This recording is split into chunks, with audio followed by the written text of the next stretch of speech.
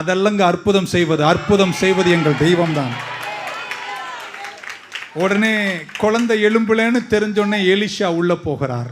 Bible சொல்லுது, Elisha prayed unto God. நீங்க எல்லா கோலும் இலையும் எண்ணெயும் செயல்படாத போது நீங்க செய்ய வேண்டிய அதெல்லாம் அல்லங்க கர்த்தருடைய கரம். ஜெபமே ஜெயம். நான் இன்னொரு முறை சொல்லும் போது பலத்தாமேன்னு சொல்லுவாங்க. ஆமா ஆமேன். நல்லா என்ன டிராமா நடந்திருக்கும் யோசிச்சு. அது கேஹாசி உங்களுக்கு தெரியும், நிறைய விஷயம் அவரை பத்தி ஒரு பிரசங்கமே ஆயத்தம் பண்ணியிருக்கேன். அதை கோலை கொண்டு போய் அப்படி ஸ்டைலாலாம் பண்ணியிருப்பார் அவர். தள்ளி நெல்லு, அப்படி பண்ணு, இப்படி பண்ணு, அதெல்லாம் எந்த ஒரு அதை சொல்லுவாங்களே ஏதோ ஒன்று, அதெல்லாம் வேகவே இல்லை. வேகாத போது எலிஷா தீர்க்கதரிசி அறைக்குள்ளே போய் அவர் ஒன்றை மட்டும்தான் செஞ்சாருங்க, கர்த்தரை நோக்கி ஜெபம் செய்தார். 2 முறை சொல்லும் போது சபையார் ஆமீன் சொல்லணும். ஜெபமே ஜெயம். இன்னொரு முறை ஜெபமே.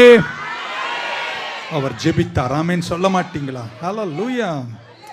எதுவுமே செயல்படாத போது நீங்கள் செய்ய வேண்டிய ஒரே ஒரு விஷயம், முழந்தாள் படியிட்டு கர்த்தரை நோக்கி கூப்பிட்டால் அவர் மறுவுத்தரவை கொடுத்து நீ அறியாததும் எட்டாததுமான அதிசயங்களை கர்த்தர் உங்களுக்கு செய்வார். ஒரு ஆமீன் சொல்ல மாட்டீங்களா?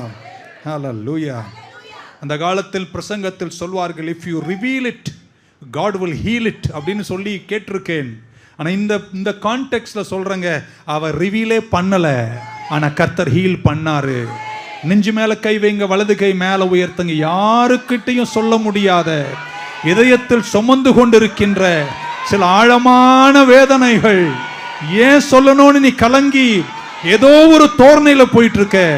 ஆனா உன் உள்ளம் திரியங்களை காண்கிற தேவன் உன் உள்ளத்தின் அடித்தளத்திருக்கின்ற உன் விண்ணப்பத்திற்கு இந்த மாதத்துல கர்த்தர் பதில் தர வேண்டும் என்று இயேசுவின் நாமத்துல ஜெபிக்கிறேன். கர்த்தர் செய்வார் என்று நம்புறவங்க மட்டும் ஒரு ஆமீன் சொல்ல மாட்டீங்களா? ஹல்லேலூயா.